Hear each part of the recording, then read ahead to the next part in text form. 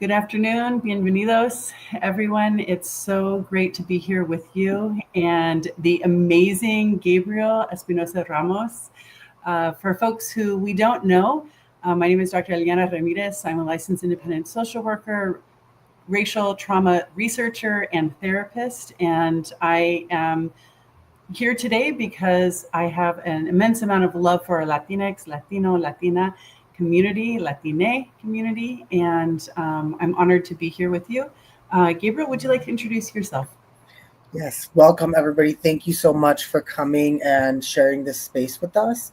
My name is Gabriel Espinosa Ramos. I'm an immigration and employment attorney based here in the Bay Area and really want to help make this space empowering and a safe space for everyone. I know we're going through some turbulent times right now where, quite frankly, the Latinx community is being targeted a lot by a lot of these policies as it pertains to immigration that affect either our immigrant brothers and sisters, us directly through racial profiling, just many implications through ramifications with employment. So wanted to work with Eliana to create a safe space so we can be a support system for one another and give some empowering resources on my side, on the legal side, and Eliana on the mental health side, because both are so intertwined right now. So really want to make this your space, empower you all, and give you hopefully tools to help you manage the situation and rise above. Like we've done a lot in the past in our community. We've gone through a lot of historically very turbulent times targeting our community, and we've been able to rise above. And I do have hope that we can do that as well with this situation. I'm so grateful to you, Gabriel, that you would take time out of your day to share your feedback and your thoughts as an attorney who's worked in both immigration law and employment law for a good period of time now. And I just want to welcome everyone who's here. Sandra, hello, welcome from the Bay Area. So great that you're here with us. And yes, happy Hispanic Latinx Heritage Month to you and to all of our beautiful community. Just want to start off by a couple of housekeeping pieces. The first is we welcome you to give us comments in the chat. There's a slight delay from LinkedIn to StreamYard where we are located. Some people, based on your security settings in LinkedIn, may show up in our chat as just a LinkedIn user. So if we don't say your name, it's not personal. Apologies, we just don't know who it is. But we would welcome everyone to introduce themselves in the chat if you feel comfortable doing so. You're also encouraged and invited to submit questions and comments to us. You can do so in the chat. It will be, if it's the chat of the event, it will be visible by other people. You can also private DM me in LinkedIn. And if you send me a DM through LinkedIn, I won't mention your name. I'll just read the comment or the question. So we wanted to make sure that folks felt as comfortable as possible during this event to ask questions and to make comments. And with that, I just want to do a little bit more of a kind of personal kind of connection piece. Part of the reason why I'm feeling so compelled right now, Gabriel, to have this conversation is because of my grandfather, Lupe Ramirez, who is in this photo here. I think many of us have family members who immigrated here, and we have different stories, right? We have stories of people who came here without papers. We have stories of people who came here with papers and still were picked up at different points in time, like during the so-called Operation Wetback, when the United States last major episode when large groups of Mexicanos were picked up and deported. And many of those people actually had citizenship. And so what we're seeing right now, there's a historical context to this. And I love, Gabriel, that you talked about how our communities have withstood and risen above and even been resistant and resilient in spite of these things that we experience. And so part of our discussion here is constantly reminding ourselves, we are a hardworking, courageous, powerful community, especially when we show up for one another. And that's why Gabriel and Kelechi Oboso and myself wrote a community resource guide about helping to keep ourselves safer in community. So I'm going to go ahead and show us a couple of slides here. While I pull up the slides, Gabriel, is there anything that you want to talk about of like what compels you to become an immigration and employment attorney? Most definitely. I would say being a part of the community. My parents are immigrants. They came into the country in the mid 80s prior to just before the Reagan amnesty. So they came in undocumented. They were able to regulate their status with that amnesty, but there has not been one since then. And I was born 2 years later.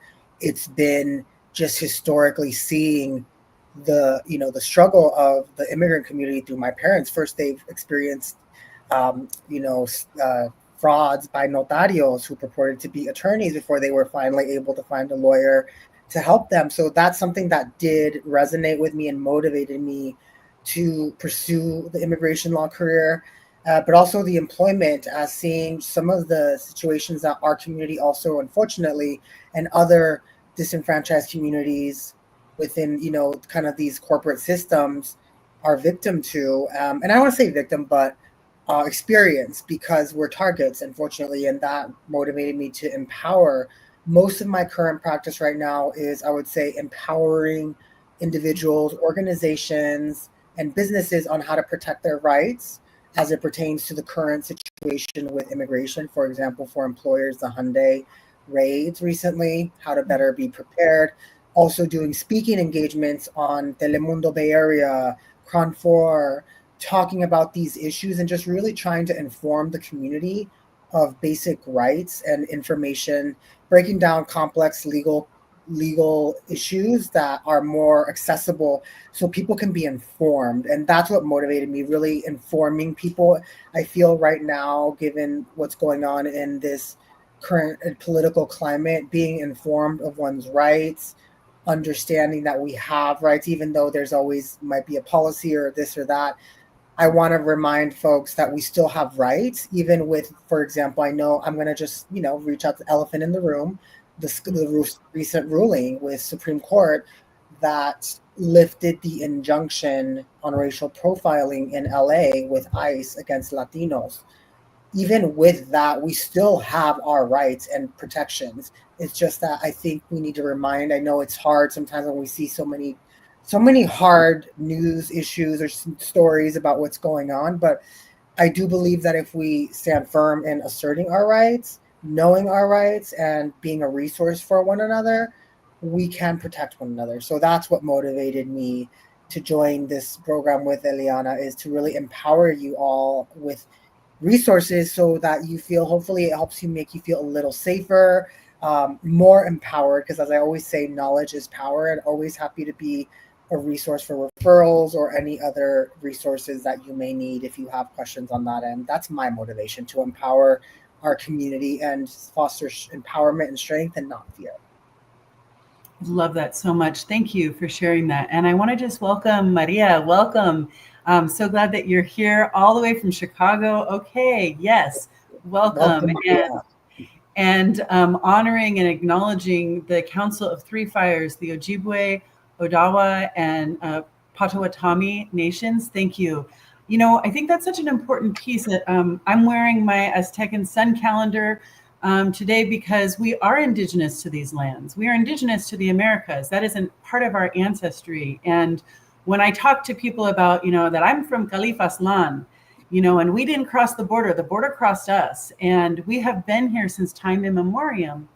And there's some really beautiful medicine that we have from the plants and from the animals and the mountains and, the lands around here, that even if we were raised without knowing those stories or knowing that cultural connection, there's a lot of healing that we have in our ancestry that we can build on together with one another. And that is why we put together, and excuse me that I'm going back here for a second, just wanted to acknowledge that we are starting off here. This is our first Cafecito. Welcome. We're so grateful that you're here. Our intention is to meet weekly. And so please let your friends, your colleagues know, your family, that we are here for you. So this really is just a place for us to follow your lead, community, whatever you want to know about, what questions or comments you might have. Again, put them in the chat or you can private DM me. And I just want to acknowledge many of the lands that I have been on as I was studying racial trauma in particular. That's one of the subject area of expertise that I have, as well as workplace trauma. And so acknowledging the unceded territories of the Tamian Nation, the Ohlone, the Wintu, and the Tana A'atam. And so the heads up. This is one of my favorite artists, Gabriela Malina Sal Zapata. And so she is in this image reminding us, right, of the cultural power that we have from our indigenous ancestry and the mixture also with the Spanish ancestry. And that there's so much in literally in our blood, in our sangre, that is going to connect us and pull us through. This event is educational. Nothing that we say here is legal advice, nor is it therapeutic relationship. This is really a place for us just to share information. If you'd like to find a therapist, or if you'd like to find an immigration or employment attorney, we do have resources for you. I do want to acknowledge that this content can be very activating. Many of us have family histories of exploitation, from coyotes to being rounded up in immigration raids, and so much trauma that happened to our families that forced the immigration in the first place. So really want to acknowledge that if you feel unsettled at any time today, please do care for yourself. Get some water, pet a cat, go for a walk, whatever you might need. You can always come back to the recording of this later. And if things are especially uncomfortable, we really encourage everyone to pull out your phone right now and download our Latinx Suicide Prevention, Keeping Each Other Safer in Community resource guide. This resource guide on page 7 has crisis lines that do not call police, do not call ICE. And I know for many in our community, people are avoiding calling and reaching out for mental health or going to emergency rooms out of fear that they will end up with facing ICE. So importantly, this guide shares information about how to access mental health services that are not associated with these other systems, but it also has a couple of pages about your rights. Your rights if you are an immigrant and you're stopped by ICE, and your rights if you are a citizen and you are stopped and racially profiled. So just really want to encourage you to download this and use this guide. Gabriel, is there anything that you'd like to add about the guide?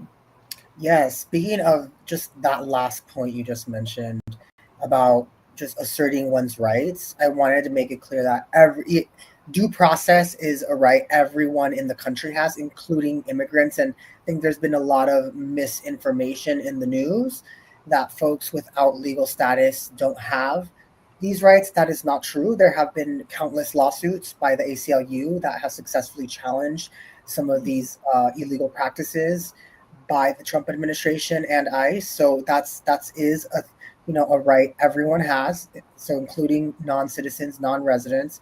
But something that's not as commonly talked about in the news right now, because a lot of the ICE raids are for the most part targeting folks who are in immigration court, we see, or working day laborers. But another point to be aware of is that the immigration attorney is not somebody you would go to, for example, if you're a U.S. citizen and you are racially profiled and wrongfully detained by ICE because of your Latino, Latinx heritage, by your language. That's where you would go to a civil rights attorney.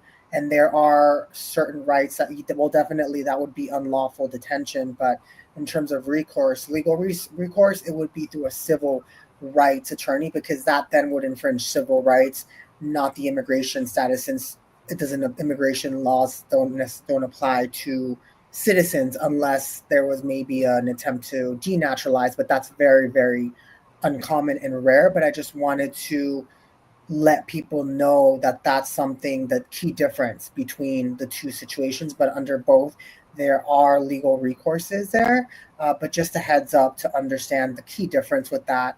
And always know that you also can assert rights for others. If they're too afraid to, you can assert your right, the rights of others. You are able to record ICE encounters so long as you don't interfere with ICE functions. But if you're doing so peacefully, non-violently, and not disturbing the functions, you are able to record that. And sometimes that is able to be used to help find folks who are detained in the system later, along with a website that I can show in a future or later or in a future event on USCIS. But that is, I just wanted to kind of give some key information there. You're such a wealth of knowledge, Gabriel. I am so grateful for you because I think a lot of people would immediately think, oh, I need an immigration attorney, and not understand it's a civil rights attorney. If you are a U.S. citizen and you are racially profiled, it's a civil rights attorney. And I'm just thinking about, this is a recording that will be available for time in memoriam on LinkedIn. And so for anyone who's watching this after the event itself, people might wonder like, oh, well, why would you do this on LinkedIn? And oh my gosh, there's so many reasons why LinkedIn is exactly the kind of place to have this type of conversation. It's not just that Latinx people are being picked up on their way to work or while they're at work, right? But it's also that the stress for all of us, I would say most, if not all of us, are experiencing some kind of racial stress and or trauma right now. And that impacts every other part of our lives. And it impacts how we show up at work. It impacts how our minds produce information, how creative we can be, how we can problem solve. Because if we're having to worry about our community or even ourselves, that takes mental energy. And it takes mental energy away from our work. It takes mental energy away from our caring for family, being a part of the community, and so on. So there are many reasons why we are here doing this on LinkedIn. Just a couple of slides, and just really welcome people to submit any questions that they might have in the chat here or through DM. But we know that for folks who might be logging in who are not part of the Latinx community, first of all, thanks for your interest in our community. We need as many allies right now to stand with us and to speak up, because it is in a community that we are going to be the strongest. We know from research that diversity in the workplace is good for business. There's an increase in productivity. There's an increase in revenue when we have diverse teams. People are able to come up with solutions and think through challenges uniquely when they bring a variety of different life experiences and cultural perspectives. But we also know that when we work in predominantly white workplaces, or when we go to predominantly white universities, there's a cost to the racism that we oftentimes experience. It can be interpersonally or it can be systemic. Like, none of the Latinx people are being promoted up to executive leadership, or that would be an example of systemic racism. Or suddenly a workforce calls ICE on the company that's right next door, or something like this. So there are many different ways that we can be exposed to racism in the workplace. And research has told us that racism impacts not only our mental health, but even our physical health. And it is associated with chronic illnesses like diabetes, heart disease, cancer, and depression. And it's very, very costly for employers. When employers do not address racism in the workplace, it can cost trillions of dollars. Up to $500 billion annually are spent on employees who are sick or injured. And we know that psychological abuse in the workplace is part of what leads to people having to take more sick days, going on FMLA, and even leaving the workplace. So it's quite costly when our employers do not address racism. And just 2 more slides and we'll stop. And I'd love to hear a little bit more if there are questions or comments for everyone. But racial battle fatigue is one of the terms that describes how the stress from unavoidable frontline racial battles in historically white spaces become lethal. Over time, stress hormones flood our bodies and lead to inflammation. And that inflammation is associated with a variety of psychological challenges and physical health challenges. Unfortunately, too often, we have to ignore these, and we are taught to ignore these. Maybe the ways that our ancestors, our parents, our grandparents survived in really difficult work environments was to keep their head down and not to make waves. I can imagine, mija, don't be a problem at work. Don't complain about anything. Just keep your head down. some of the things that our ancestors had to do to survive, right? Colonization, chattel slavery, other kinds of extreme abusive racialized work environments or labor environments, those adaptations get passed down over the generations and can actually lead to us being at increased risk for staying in really hostile and unhealthy environments.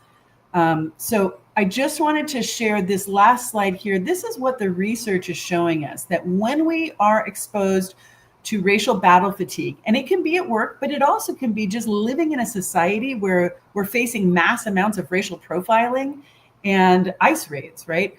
We can end up with a variety of physical health challenges, and they might come forward in symptoms like dizziness or rapid breathing, high blood pressure, elevated heart rate. We might have disrupted sleep, fatigue, or exhaustion. We might feel tension and muscle pain, especially in like the neck, the shoulders, the jaw, as we tend to kind of like tighten up in self-defense when we're facing a risk that we cannot effectively fight off or flee. We also can see challenges with our digestion. We can have ulcers, we can have loss of appetite or overeating. We can have nausea and a whole bunch of different things that are related to our gastrointestinal system. We have suppressed immunity, and then a variety, of course, of mental health experiences like depression, anxiety, post-traumatic stress disorder, rapid mood changes, difficulty thinking, problem solving, and even remembering. So for our Latinx gente who are out here and who are like, yeah, you know, like I think I'm hanging in there. I'm trying to avoid too much of the media and this kind of stuff, but I'm just having a hard time focusing now. That's normal. If that's happening to you, that is really normal because the body changes when it's in a chronic state of stress. So I'll just pause here because that was kind of a lot of information and just invite Gabe, is there anything that you'd like to add to this from your perspective, what you've noticed, the impacts that you're seeing in your clients? Definitely elevated anxiety regarding, just being at ease with, am I at risk just by being at this particular scenario? So I think anxiety definitely is the most common one. Unfortunately, folks are just living in fear, but I think definitely understanding there are resources out there. There are rights you have that you can assert is the best way to combat that. And these are very normal, and I'm not going to minimize these symptoms because even I've experienced them through my work at times. But the key is, I think, knowing that we have resources and that we have rights, and just really availing ourselves of that. That again, that's the common theme here for me, is that we need to really understand and empower ourselves and each other, because there is a lot of these situations going on that affect us. So we just need to really be a resource to one another. A friend or a colleague or anyone who's experiencing these symptoms, reach out to them, and if you they need an immigration attorney, refer them to somebody, try to work with them to, find an empowering solution. I think we just really have to be there for one another right now. It's a really difficult time, and I think solidarity is what will really help us get through it. I really appreciate you saying that about, if we all just pause for a second and think about who is in our life. Maybe it's a family member, maybe it's a neighbor, maybe it's somebody that we went to school with that we just think, I wonder how they're doing. This is the time for us to be reaching out to each other. I love that you brought that up, that point, and that there are so many resources. So that guide that we shared earlier, and while I'm speaking, I'll pull it in. It's all free, at no cost to anybody. Just to be able to let people know that you already have something immediately available that you could share with anyone. You can download it right now if you want. And I'll just go ahead and share my screen for a second so we can pull it up. Let's see here. This is the point, Gabriel, where I tell people like, oh, you know what? I am a much better social worker than I am tech. Always. All right. Okay, Gabe, here we go. So this is the guide. So it is about keeping each other safer in community. I'm getting an increase in calls these days from Latinx folks who are looking for a trauma therapist, and people are telling me that they're having a hard time sleeping. Their stomach is really upset. They don't feel safe anywhere. They can't kind of calm down, and so that's why we put this guide together with the amazing Kelechi Boso. It's really about how we survive multiple kinds of crises in the community with cultural resource, ancestral strength, and communal love. And we've pulled together numerous resources by many other organizations. So information about red cards and preparedness packets. So if you are in a mixed status family or in a mixed status neighborhood, it's a really good idea to check out these two resources because prevention really makes a big difference for folks.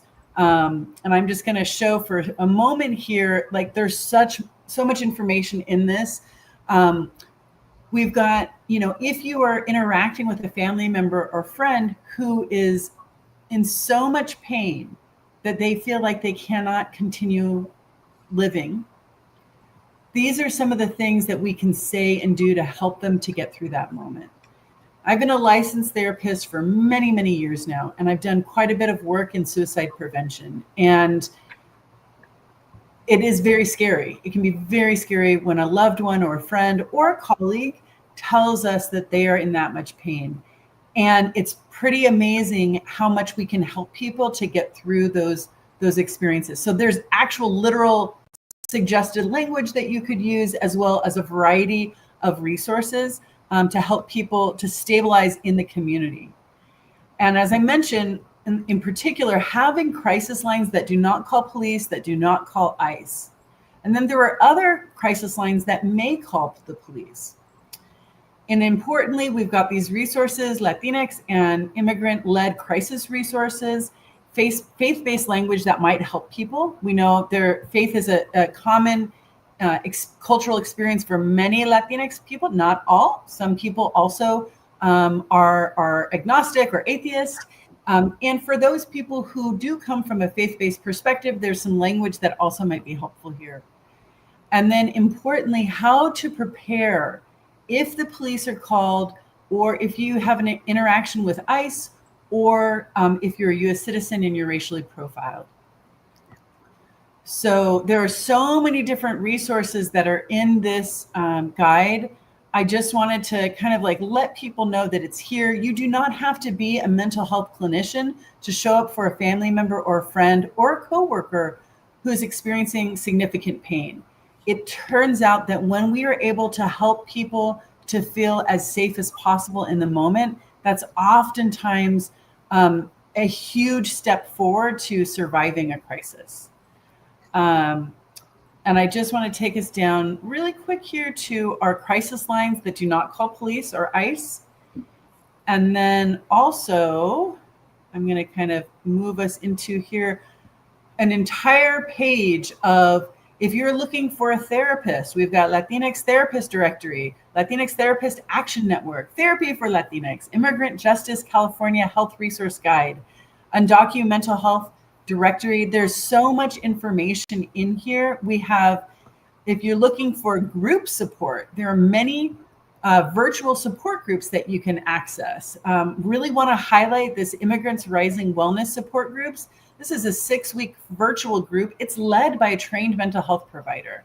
There are a variety of additional resources that are in here. And so if people are too scared to go into an emergency room, too scared to call a crisis line, there are things that we can do to help people get through that pain at home. So I'm going to pause here and just kind of check in with you, Gabe, and see if there's anything that you'd like to add or note from your work with folks. I would say encounters with ICE can be very mentally traumatizing for folks, and I understand that, and especially with what we're seeing in the news. But I know it might be easier said than done if you're experiencing the situation, but it really is true that trying to remain as calm as possible during those situations can prevent things from escalating. And there are resources, for example, for folks in immigration proceedings to be accompanied by observers, witnesses who can at least be there in solidarity with them during, these, experiences where they might be exposed to encounters with ICE. I mean, we all can in our day-to-day lives, but again, trying to remain calm as much as possible is what will help de-escalate the situation. So definitely our state of mind is critical, especially when something like this could happen. I mean, statistically, it can happen to many of us, but just being aware of our rights, but also reminding ourselves that it's in our best interest to try to remain as calm as possible during the situation. If you have a number of a trusted legal advisor or somebody who can call one, definitely keep it handy. Reach out and allow them to help you out during that situation, and I think that'll help people remain calm if they are in a situation where they do have to encounter ICE, which I know can be very triggering. Yeah, thank you for saying that. I think that it's really hard to know how we will experience a situation like that, and especially when people are kind of are masked and in unmarked vehicles and with weapons. Of course people are going to be scared and terrified. Of course we're having increased rates of anxiety and depression and PTSD in our community right now. That is a mental injury from being frightened and terrorized. And so the more that we can just kind of normalize this, and what you're saying makes so much sense and is so important also, that whatever we can do to stay as calm as possible, we cannot control the behaviors of other people, and we can try and protect ourselves by keeping our hands down, right? By not raising our voices. And I'm not saying that I'm just acknowledging that when people are in a position to take others, their own nervous systems are going to be on high alert. So they're going to be reading the behaviors and the actions of the person that they're interacting with as if they themselves are in danger, even though they're the ones who are holding weapons. And so it can be very, very hard to stay calm. Definitely. I'm going to take us back to our guide here, because I want to show us that we have an entire page here about knowing your rights, right? So this is from the Immigrant Legal Resource Center's Red Card, and you can print this out, or you can go to their website. This guide that we've put together has hyperlinks in it. So you could actually go to their website and print this out, or you can print it out from here. But it really has very concrete information about what people can do if ICE were to show up at your front door, for example. And it's also in Spanish beneath here.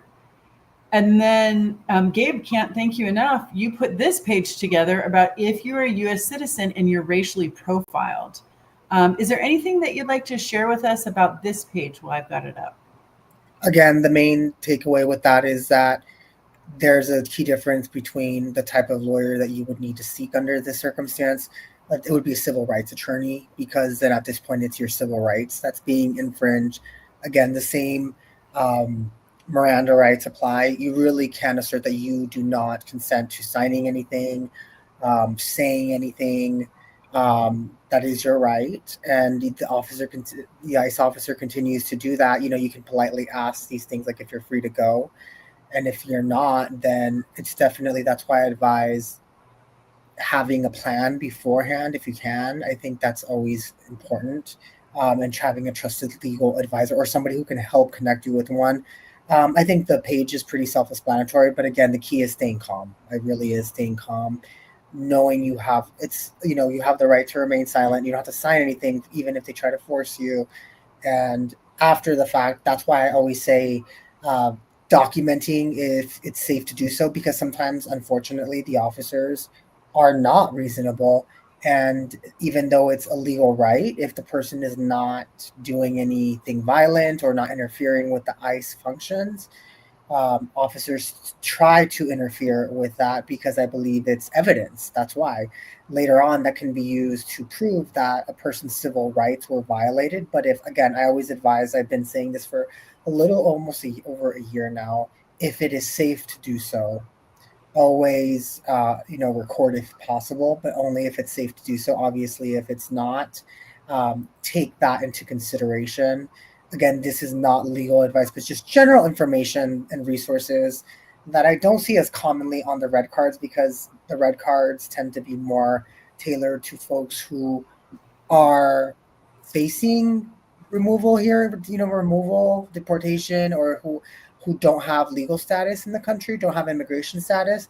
But I did want to just assert that with the U.S. citizens as well, because unfortunately there has been a rise in racial profiling against Latino U.S. citizens, and I've seen that happen. And we've referred people out to civil rights lawyers when that has happened. I'm so grateful that you're sharing this information, and it's making me think about employers who are themselves Latino or who have Latino workforce. What advice, what considerations do you think are helpful for employers to kind of keep at front of mind right now in this dynamic? I would say definitely for example, the Hyundai raid in Atlanta. In that situation, there were a lot of folks from the North Korean community that were impacted. However, that could just as easily have happened in a hospitality service industry where there's a heavy Latinx employee workforce in there. And I think having a plan, having proof of compliance, having a go to advisor representative to speak on the company's behalf, and really not allow them to. If in that context, it's different because, for example, let's say it can affect from either a restaurant. Restaurants technically have the right to refuse service to anyone. If there's not, even though ICE may argue there's an argument, it's a public place, but still there are rights that the employers can assert. Like, what is the cause of this? If it's just because my employees are Latinx, that's not a real reason. You don't have, the Supreme Court, that's where the Supreme Court ruling comes into play. They're going to try to use that, but there are civil right there's that doesn't take into account the civil rights that are in play there. So having a plan, I would say proof of compliance with the employees, having verified I-9s, proof of these things, and really not admitting or saying anything that ICE could try to use to detain people wrongfully. I think having a lawyer there, or a go-to legal advisor, immigration lawyer, and maybe even civil rights lawyer, at least for sure an immigration lawyer, and proof of compliance is the first, I think, thing. And then, if possible, having somebody safely record the interaction, because there can be legal damages and recourse that can be taken against ICE later. So I would say having a plan would be the main thing, and being prepared. So with that, I think Hyundai did not prepare. Maybe there wasn't proof, maybe of the visas, the compliance, which I think, while it may not have prevented the situation, given how ICE can act and we've seen them act, I do believe at least it would help ameliorate the situation and maybe have stopped it before it escalated sooner. And having somebody that can advise the employer of how to handle that situation. When somebody's an employer or in the employees, they go into panic mode. They don't know how to act. That's why it's so important to have an attorney present or on call. I need you to speak to my attorney. Obviously, an attorney can't just be stationed there all day, but at least having a go-to number if that were to happen, and respond to it where somebody might be able to go. I think that's crucial, because that does also affect people's jobs, salaries, all of these things. There's a domino effect with these raids. So I think employers as well would really benefit from understanding how to be prepared and protecting their employees. Because unfortunately, it primarily is Latinx employees. Right now, we are starting to see folks in the Asian community as well with this raid, but for the most part, we're seeing predominantly attacks on the Latinx community right now. Yeah. Whew. And I'm just, I do this with clients as well. It's like when am aware in my own body that like, whoa, my blood pressure is just going up. Like I do that. I'll take a deep breath. It's the fastest way to help the nervous system kind of like come down a notch. Because it's one thing for us to say like, hey, stay calm. Oh yeah, that sounds real easy to do. But when you're actually in the situation, so taking a deep breath with a longer exhalation actually helps to calm the nervous system, which brings the thinking part of the brain, the prefrontal cortex, online. When we are in a state of chronic stress or trauma or unable to effectively fight off or flee a danger, it literally makes the brain function change. So it's harder to think through things. And that's why taking deep breaths and doing somatic practice can help that thinking part of the brain come back online. Yes. So I would give that's from like a mental health, like employee workforce perspective. That's one of the things that I find the most resilient employers right now, who have the strongest businesses that have Latinx and immigrant employees, is being aware that the work productivity is improved when the workforce feels as safe as possible.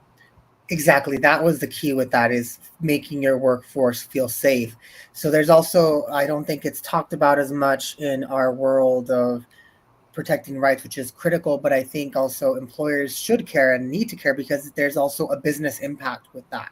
For example, it could prevent cost too, because these, for example, if the government were to determine whether it's legitimate or not, that there were violations in place for not complying with immigration laws, there are costly fines. That for smaller businesses, especially let's say Latino-owned businesses, that could really make or break a business. It's just so important to understand that that also affects business and the general economy and the ecosystem. And like you said, is having your workforce feel safe, it will bring the best out of them. So obviously it's doing the right thing and protecting their rights, but also protecting your business as an employer. So I do believe that employers who are more proactive with it, in my experience, are the ones that are better equipped, and I will see maybe surviving, versus employers that just chance it and don't prepare. At least I think every employer should at least have a toolkit in place or a plan, even if they don't want to hire a go-to immigration attorney. If they're smaller or have a budget, but having a plan, I think at the minimum, given what we are seeing and the realities we are seeing, I think it would be irresponsible not to, especially if employers have a large Latinx workforce, because whether the employees have status or not, and they do, I mean, these employers, I know, are not intentionally, for the most part, violating the law. They have a work permit in place, at least. However, a lot of the times, like I said, there's a lot of the racial profiling going on. So how to prepare to protect their interest as well, and their employees, because it affects their employees' lives as well. It affects everybody. Absolutely. Absolutely. We know from research on chronic stress that there's an increase in workplace injury, right? So if people are using machines, if people are, I mean, there are just so many different, risk factors that can happen in a workplace. And the more that people are having to think about something else like their safety, the less they're able to pay attention to, are they putting on their protective equipment? Are they checking, make sure the machine is functioning properly? And that cost can be significant when employees are injured at work. I really think that employers who are at the front of this moment are really making sure that their employees have access to employee assistance programs, EAPs, so that employees know how to access help and support if the stress or anxiety is starting to impact them. Secondly, I'm seeing employers who are just upfront about the reality that a lot of people are experiencing. I think there's been a historical assumption that from 9 to 5, people, show up at work and leave the rest of their lives and the rest of their experiences at the door. And then they go to work and they're kind of automatons. And then at 5 p.m., they can walk out and pick up the world's worries as they go home. We know now that's not how the human brain works. And I'm not suggesting in any way that employers should become mental health professionals. That would be inappropriate. What I am suggesting is that psychological safety in the workplace, there's quite a bit of research now that tells us that leadership is one of the most key ingredients and variables to a psychologically safe or unsafe workplace. And so what we see is that as our employees, our workforce are dealing with more and more stress outside of work, it is going to filter into the workplace. And so just even acknowledging if there is a major racial catastrophe that's happened recently, then acknowledging it in the workplace is one way for the employees to feel seen. I'm not saying get into a big old conversation about it, but just acknowledging that, for some of our workers right now, the school that's down the street where many of you might have children, we know that there was an ICE raid there and you might be really concerned about your kids' safety right now or something like that. Like, they're just acknowledging it goes really, really far in creating psychological safety in the workplace. I would love to add to that, and I agree. I think in this climate we're in addition to the ICE raids and the racial profiling going on, there's a lot of unwarranted and just unfortunate DEI backlash. And I just want to take it back to a fundamental. DEI is not a special thing or handout. DEI essentially is another way of saying it's an employment compliance situation. I think what has happened is the government has unfortunately politicized it and demonized it to the point where it's portrayed as something that does not, gives an unequal advantage to other people or is a bad thing. But sometimes I see employers even afraid to do the things you're saying, Ileana, because they feel that, oh, well, I'm going to get in trouble for following DEI or a backlash from DEI. No, it's not even that. It's like you said, caring about your employees. That's not illegal. It's going to help your business and also make your employees feel valued. And I just wanted people to, they don't have to, by supporting their employees in situations like this does not mean that they're creating, quote, illegal DEI practices that will get them in trouble, which there's a big myth to that. I just think as there's a lot of, I think, misconceptions with that. There's basic employment compliance, which last time I checked, that is still a thing and it's not DEI. So I think these employers really need to be reminded of that, because what I'm seeing, unfortunately, on the labor and employment side is not all, but there's a growing number of employers who are using that as an excuse, the anti-DEI practices by the government as an excuse to not comply with the law. Compliance with the law is still required, and the government stance on DEI does not impact that. So I just wanted to make that very clear. And if you feel that your employer is not following the law, I strongly advise you to reach out to an employment attorney if you are going through situations where you feel your rights or your coworkers' rights are not being followed, because I just wanted to know there's a difference between the two. I mean, DEI essentially is a way to educate people on employment compliance, but employment compliance will always be required. Yeah, I think it's so important to acknowledge, like you're saying, when the media tells a story over and over and over again, it can start to feel like it's the truth. But it's so important for us to actually check in with employment attorneys. Yes. It's going to save the workforce in immeasurable ways. It's not just for that Latinx employee who is experiencing an increased level of stress in the community, but it's everybody else who is working in that environment as well. If everyone feels like there's a big secret that we're not supposed to talk about, if people feel the pressure of having to stuff intense emotions, there's a significant amount of research now that shows us that when we have to stuff negative emotions, it causes us stress, which then leads to those inflammatory illnesses that I was sharing before. There's a direct correlation with that. And that's why when we work in environments where we've got leadership who is courageous, who takes the time to actually call employment attorneys if they have a question about something, if there's a fear. A lot of this is about managing fear, isn't it? It's like managing ourselves so that we have nervous systems and brains that are working at the highest capacity.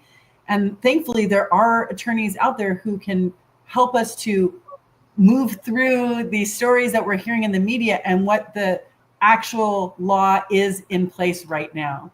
And I think that the other side of it is that employers do not need to be perfect. None of us are perfect. And that's what's so exciting about the research of psychological safety in the workplace.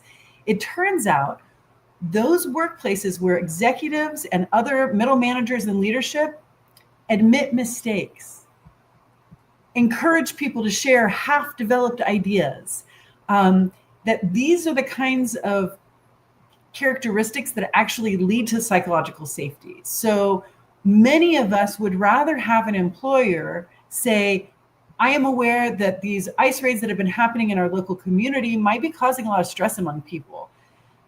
They might fear saying that beforehand because they don't know if they're going to say the perfect words. It's not about perfect words. It's about the messaging.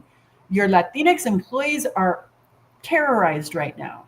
And any message that they are seen and understood as full human beings will have a huge return on investment of commitment to an employer, of loyalty. And that's the kind of information that's going to put some of these companies ahead of others in the near future. Most definitely. I wanted to echo that, and that's what I'm seeing is just with attrition, because in our government, in the country, there's always the pendulum always swings back, whether people find that hard to believe right now. The thing is that, I'll use Target as an example.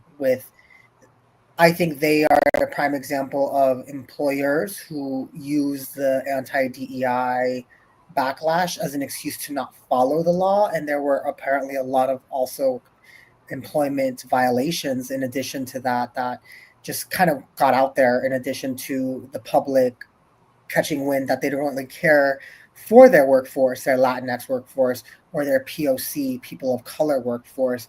And we're seeing how that impacted them. And I talk about this in the news sometimes and see the trends. I do predict that we're going to start to see more of these things happening, and this employers who I believe are proactive and not only follow the law protecting their employees' rights, but are proactive about making their employees feel welcome and protected, are the ones that will survive, quite frankly, and will withstand. So there's a big business case analysis, pro business, good for business, for having, a workforce, empowering your workforce with rights, or having a plan to make your employees feel safe and empowered. It'll help the businesses. So for those of us who in the call who may be in a position, or would you advise that, I think you should feel comfortable having these conversations with your employer and making that business case, because there is one, and we will be if you would like, we could discuss that in other calls too, but just wanted to kind of make that clear that it's good for business too. And, if you feel that you want to encourage your employer to do so, don't be afraid to do so. There's just a way maybe that might make it more compelling and, than other ways, but there's ways to do that. So don't feel discouraged not, to do that. Absolutely. Yep. And I'm thinking about also in our kind of last few minutes here, I want to just acknowledge our LGBTQIA2S, Latinx community members, immigrants, as well as people who have citizenship. That intersectionality is really, really important. I know many of us who are part of the larger LGBTQIA2S community immigrate to the United States in part because of persecution in our countries of origin. And right now, for our Latinx folks who are also LGBTQIA2S, it's in both sides that we're getting this pressure right now. And just really want to acknowledge and send love to our people who are so precious and belong to our community. I don't care what anybody says. You belong to us and we belong to you. And right now, especially for our cisgender and heterosexual Latinx and immigrant people, please, especially now, reach out to and envelop your LGBTQ colleagues and family members and friends, because especially we need to be held at this moment in a loving and affirming way. It's too much when we have the constant negative messaging about us. Any final thoughts that you'd like to bring up, Gabriel, at the end here? No, I just hope that, this is a empowering space for you. It's not just exclusive to workplace trauma, to mental health or immigration. We can talk about anything that impacts you, whether you're in corporate, whether, this is our space. We can exchange resources. That's what we're here for. We really want to share the resources, empower. And again, I just want to urge folks that if there's topics that we might have touched on today or other topics we didn't discuss that you would like us to bring up in the next cafecito, please feel free to email Heliana and me. I'll put my email as well directly in there if people want to reach out to either of us. Reach out to us. Let us know if you would like us to, cover something that maybe we didn't touch on that it's on your mind, because I know there's a lot right now. So just kind of let us know. I thought it went through, but anyway, we can share it after the call anyway. For those of who are writing down, it's Gabriel@Espinosa with an S, ramoslaw.com. So happy to hear your thoughts and how we can continue to make this space useful and empowering to everyone. Thank you so much for that. And I'm going to pull our slides back up because we actually have, that's not the slides, just kidding. I'll pull the slides. So at the very end here, and we'll share some of these other slides at a future cafecito. Close your eyes if this kind of thing makes you dizzy. But I just did want to pull up our last QR code here. We would love to hear from you. How was this experience for you? What did you like? What worked? What can we do differently? Gabriel and I are so committed to our community, and we really want to provide something that is of use to folks. So please do, this is an anonymous way to share your thoughts and feedback. And then the last thing that I'm going to do from a trauma-informed perspective, acknowledging that it can be really hard to bring up these conversations. Many of us might have been activated thinking about stories of our own lives, or our parents or grandparents. And so we're going to close out with a song. It's called Respira, and it is a really, really beautiful song that's about that deep breathing reflex that I was talking about before. So let me pull it up here for us. And let's see here. All right, and I'll just make it big, and here we go. So thank you all so much for being here, and we hope that you find some peace and some sense of safety at the moment.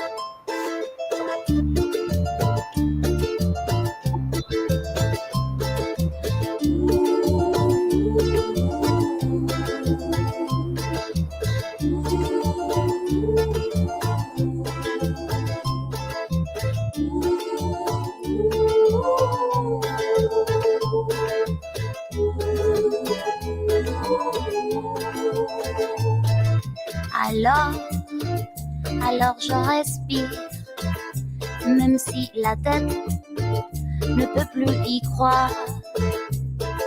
Alors je respire, et même si le cœur me quiere explotar, mon cœur non. Alors je respire, même si ce monde no entiende nada. Alors je respire, même si le ciel todavía no aclara. Respira y deja que el viento te enseñe qu'il faut encore y croire. Respira y deja que el tiempo te pruebe qu'il n'est jamais trop tard. Cada armonía que el viento me trae me pone de nuevo a cantar. Nunca te olvides que todo es más fácil y es bueno aprender a confiar. Se olvida, respira. Se olvida, respira. La pena, penita, pena, ahora tú respira.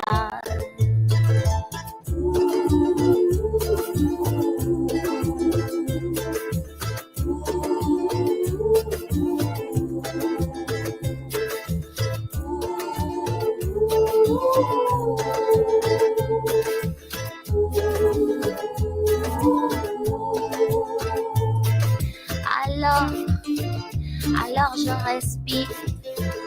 Et même si la tête me vuelve a atrapar, ¿qué se pasa? Alors je respire, que après la pluie, à nouveau départ. Respira en cualquier momento que olvida todo pensamiento.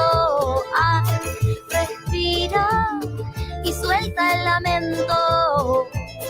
Respira, ven y vuélvete el viento. Oh. Cada promesa que el tiempo me trae me pone de nuevo a bailar. Nunca me olvido que todo es más fácil, que quiero aprender a confiar. Se olvida, respira. Se olvida, respira. La pena, penita, pena, ahora tú respira. La pena, penita, pena, ahora tú respira. Pena, penita, pena, ahora tú respira.